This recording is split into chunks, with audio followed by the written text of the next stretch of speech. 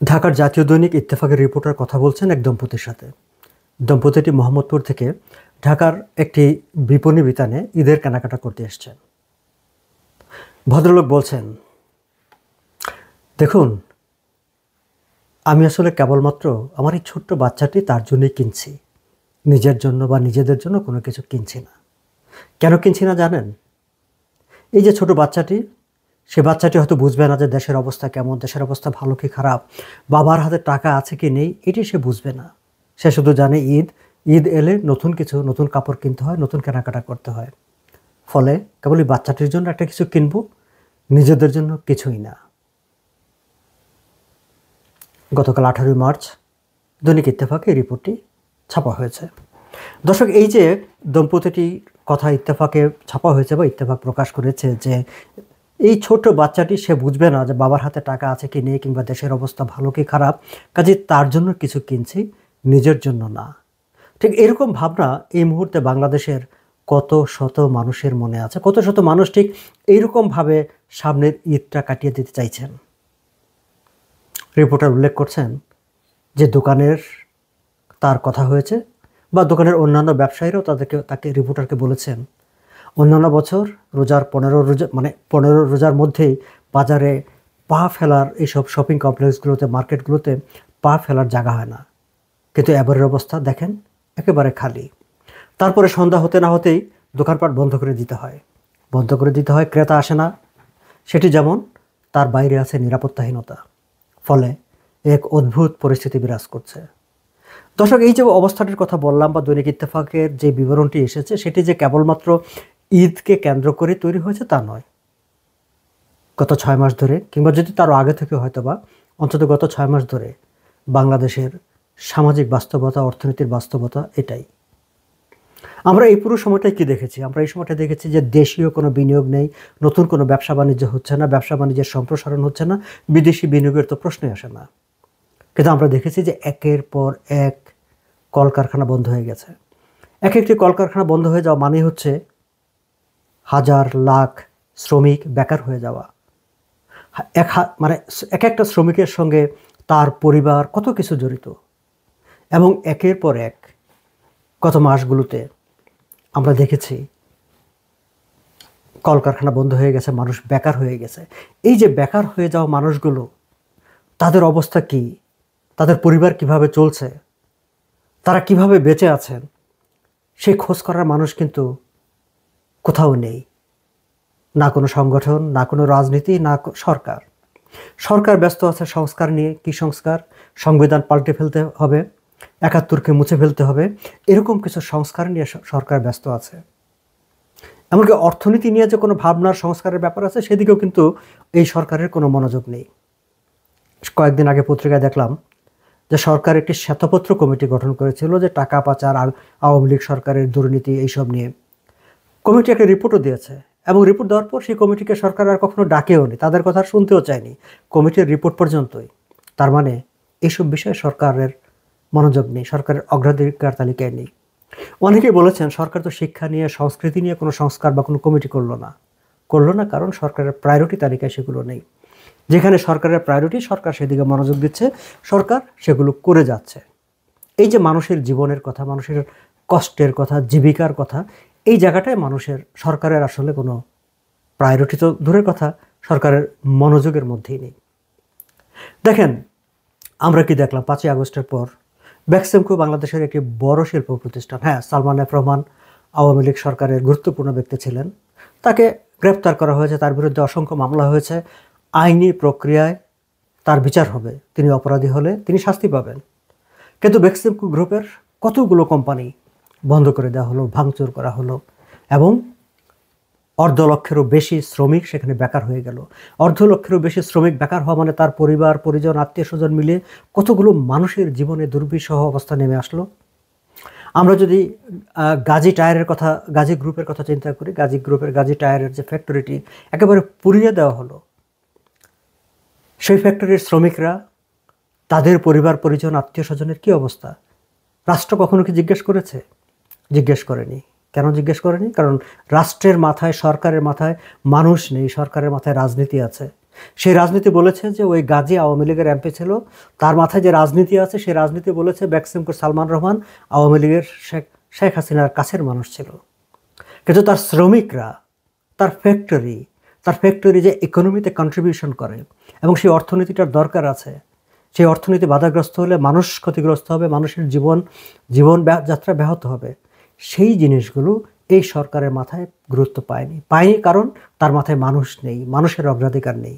সেই কারণে দর্শক, শুধু এই জায়গায় না, আজকে অনন্ত জলিল সিনেমার নায়ক। অনন্ত জলিল কখনোই আমার কোনো ফেভারিট কেউ না, আমি যেহেতু অত বাংলা সিনেমা দেখে ঠেকি না, কিন্তু নানা কারণে অনন্ত জলিলকে নিয়ে যেহেতু বিতর্ক হয়, আমি তার নাম জানি।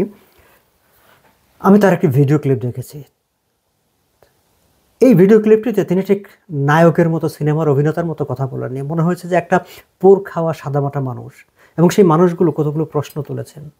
তিনি অল্প কথায় কয়েক মিনিটের এই ভিডিওটিতে পুরো বাংলাদেশের অর্থনীতির যে একটা বিপর্যস্ত অবস্থা, সেই অবস্থাটি তিনি তুলে ধরেছেন। দর্শক, অনন্ত জলিলের কথায় নাই গেলাম।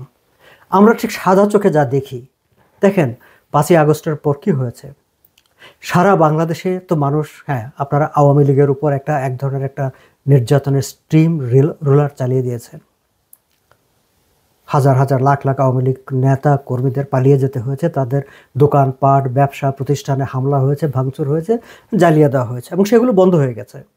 এবং এই যে জ্বালিয়ে দেওয়া হয়েছে, বন্ধ হয়ে গেছে, এটি কিন্তু গ্রামীণ ইকোনমিকে ইম্প্যাক্ট করেছে।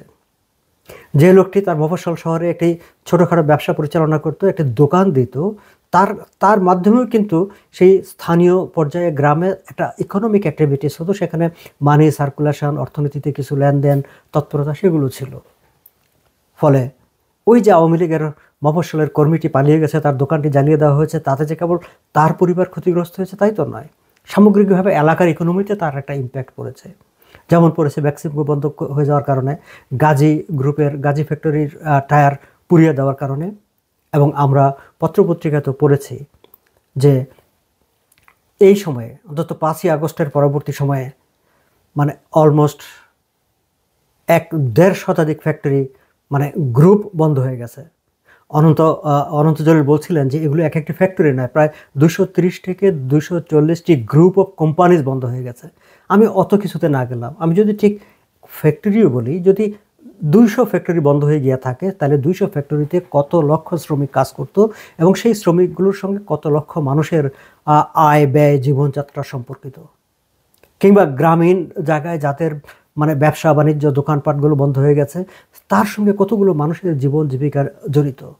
ফলে এই যে টোটাল একটি জায়গায় মানে একটা ইকোনমিক তৎপরতা বন্ধ হয়ে গেছে। আমরা তো শুধু কেবলমাত্র সংস্কার নিয়ে ব্যস্ত আছি, কিংবা আওয়ামী লীগকে আর দাঁড়াতে দেবো না সেই সব বক্তৃতাবাজিতে ব্যস্ত আছি, আমরা রাজনৈতিক দল গঠনে ব্যস্ত আছি, 5 তারা হোটেলে ইফতার করা নিয়ে ব্যস্ত আছি, আমরা লাখ টাকা কোটি টাকা খরচ করে মানিক মিয়া অ্যাভিনিউর সামনে সমাবেশ করে নতুন বন্দোবস্ত ঘোষণার স্বপ্নে বিভোর আছি।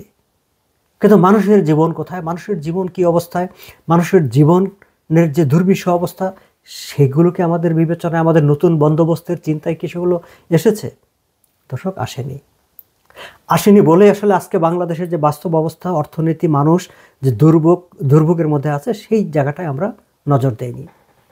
অনন্ত জলিল বলছিলেন যে এই যে আজকে আমার এই ফ্যাক্টরিতে যে 12,000 লোক আছে, আমি তো 12,000 বলি না, 12 লাখ শ্রমিক, আমি যদি আজকে ফ্যাক্টরিটা বন্ধ করে দিতে বাধ্য হই, তাহলে এরা যাবে কোথায়? এরা বেকার হবে, এবং বেকার হওয়ার পর তারা কি করবে আসলে? কিংবা এই যে 150 কিংবা 200 কলকারখানা বন্ধ হয়ে গেছে, তাদের যারা বেকার হয়েছে, আমরা তো খবর নিইনি যে সেই সব বেকার হয়ে যাওয়া শ্রমিকরা কি করছে? আমরা কি জানি যে তারা এই যে সারা দেশে আইনশৃঙ্খলা পরিস্থিতির অবনতি ঘটেছে, ছিনতাই বেড়েছে, রাহাজানি বেড়েছে, খুন খারাপি বেড়েছে, এত কিছু যে হচ্ছে, তার সঙ্গে এই যে কলকারখানা বন্ধ হয়ে যাওয়ার কারণে যে আনএমপ্লয়মেন্ট তৈরি হয়েছে, বেকার জনগোষ্ঠী তৈরি হয়েছে, অর্থনীতিতে স্থবিরতা তৈরি হয়েছে, তার কোনো যোগসূত্র আছে কিনা সেই বিষয়গুলো নিয়ে কি আমরা কোনো গবেষণা করেছি? আমরা কি কোনো কমিটি গঠন করেছি, সংস্কার অথবা শ্বেতপত্র কমিটি, যারা খুঁজে দেখবে যে এই কলকারখানাগুলি বন্ধ হয়ে যাওয়ার কারণে যে মানুষ বেকার হয়েছে, সেই বেকারত্বের সঙ্গে এই সাম্প্রতিক সময়ে যে আইন শৃঙ্খলা পরিস্থিতির অবনতি হয়েছে, ছিনতাই বেড়েছে, ধর্ষণ বেড়েছে, তার কোনো যোগসূত্র আছে কিনা, সেখানে সরকার হিসাবে আমাদের কিছু করণীয় আছে কিনা, সেগুলো খুঁজে দেখার জন্য আমরা কি কোনো শ্বেতপত্র কমিটি কিংবা কোনো কমিটি করেছি? করি নাই। কেন করি নাই? কারণ মানুষ আমাদের মগজে নাই, মানুষ আমাদের চিন্তার মধ্যে নাই, সেই কারণে আমরা এটি করি নাই। আমি সেদিন শুনছিলাম কোনো একটি ইউটিউব চ্যানেলে নাকি এরকম কেউ একটি খবর দিয়েছে যে একজন চাকরিহারা গার্মেন্টস শ্রমিক তার মহিলা তার বাচ্চার দুধ কেনার জন্য যখন কোনোভাবেই পারছিল না, তখন সে শরীর বিক্রি করতে গেছে, এবং শরীর বিক্রি করতে গিয়ে সে তার যেই চাহিদা, তাকে যে টাকা দেওয়ার কথা সেই টাকাটি দেওয়া হয়নি বলে সে তখন আবার পুলিশও কল করেছে। খেয়াল করবেন যে কতটা বেপরোয়া হলে বাচ্চার দুধ কেনার জন্য শরীর বিক্রি করতে গেছে চাকরি হারানো একজন গার্মেন্টস শ্রমিক, এবং সেখানেও সে আবার মানে একটা বৈষম্যের শিকার হয়েছে যে সে তার পয়সাটি তাকে দেওয়া হচ্ছে না, এবং সে পুলিশকে ডাকতে বাধ্য হয়েছে। এরকম ঘটনা কত ঘটছে আমরা তো জানি না। মানে মানুষের জীবনের কাহিনী তো এখন পত্রপত্রিকায় আসে না। আমি বারবারই একটা কথা বলি যে বাংলাদেশে এখন আসলে আর কোনো মিডিয়া নাই। 5ই আগস্টের পরে বাংলাদেশের মিডিয়ারও অকাল মৃত্যু ঘটেছে, ফলে তারা মানুষের এইসব দুর্ভোগের কথা তারা নিয়ে আসেন না। কিন্তু এই ঘটনাগুলো তো ঘটছে, এই যে ঘটছে সেই দিকে নজর দিবে কে? এবং এই যে কলকারখানাগুলো আরও বন্ধ হয়ে যাচ্ছে, সেগুলোকে ঠিক রাখা, সেগুলোকে মানুষের যাতে বেকার না হয়ে ওঠে, বেকার না হয়ে পড়ে, সেগুলো ঠিক রাখা, সেদিকে নজর দেওয়ার তো সরকারের একটি দায়িত্ব থাকে। হ্যাঁ, অনন্ত জলিল বলছিলেন যে আমরা চেয়েছিলাম যে অন্তত 1 মাসের বেতন দেওয়ার ব্যাংক থেকে সে লোনটি দেওয়া হোক, কারণ তার ভাষ্য অনুসারে ফেব্রুয়ারি বোনাস, আবার মার্চের অর্ধেক বেতন। আমি সে আলোচনায় যাব না, কিন্তু আমরা তো জানি যে গত বছরগুলোতে ঈদে অধিকাংশ গার্মেন্টস ফ্যাক্টরিতে তারা ঈদের আগে বেতন পেতেন, অনেকে বোনাসও পেতেন। কিন্তু এবার তো তাদের চাকরিই নেই, অসংখ্য গার্মেন্টস ফ্যাক্টরি বন্ধ হয়ে গেছে, অসংখ্য গার্মেন্টস ফ্যাক্টরি বেতন দিতে পারছে না। আমরা অহরহ দেখি অস্থিরতা, তারা রাস্তা ব্লক করছে পাওনা আদায়ের জন্য। কিন্তু আমরা কিন্তু কখনো দেখিনি যে আচ্ছা গার্মেন্টস সেক্টরের শ্রমিকরা এই যে আন্দোলন করছে, এত অস্থিরতা তৈরি হয়েছে, তাহলে তাদের সঙ্গে আমরা একটা বসে শোনার চেষ্টা করি, বোঝার চেষ্টা করি যে আসলে প্রবলেমটা কোথায়। আমরা কি করলাম? আমরা কেবলমাত্র স্বৈরাচারের দোষর, আওয়ামী লীগের দোষর, আফসোস লীগ, আওয়ামী লীগকে পুনর্বাসনের চেষ্টা, এইসব বলে বলে নিজেদের কাঁধ থেকে দায়িত্বটাকে সরিয়ে দেওয়ার চেষ্টা করলাম। কিন্তু তা থেকে সমস্যার সমাধান হয়েছে? তা থেকে পরিস্থিতির উন্নয়ন হয়েছে? তা থেকে মানুষের জীবন স্বাভাবিক হয়েছে? হয়নি। কিন্তু আমাদের তো সেগুলো নিয়ে কোনো মাথা ব্যথা নেই। আমাদের কাছে ক্ষমতা চিরস্থায়ী বন্দোবস্ত করার সংস্কার নিয়ে আমরা বিভোর আছি। আমরা নতুন বন্দোবস্তের কথা বলে আমরা রাজনীতির মাঠ দখলের চেষ্টায় ব্যস্ত আছি। মানুষ নিয়ে ভাববার সময় কোথায় আমাদের? দর্শক, অত্যন্ত দুঃখ এবং বেদনা নিয়ে এই কথাগুলো আজ বললাম। সামনে ঈদ, বাংলাদেশের অসংখ্য মানুষ মানে ঈদের আনন্দ করা তো দূরের কথা, একবেলা খাবার যোগান দিতে হিমশিম খাচ্ছে। সেখানে ঈদ তাদের জন্য কি আর বার্তা নিয়ে আসবে? তবু কথাগুলি বললাম এই কারণে, এই বিষয়গুলো যেন আপনারা ভাবেন। আমাদের নীতি নির্ধারকদের ভাবনায় যদি এই বিষয়গুলো আসে, যদি মানুষ তাদের চিন্তার জায়গাটায় কোনোভাবে পৌঁছতে পারে, তাহলে তারাও হয়তো ভাববেন। তারা ভাবুক, তাদের এই শুভবুদ্ধির উদয় হোক, এই প্রত্যাশা নিয়ে আসলে আজকের এই আলোচনাটা। ভালো থাকবেন সবাই।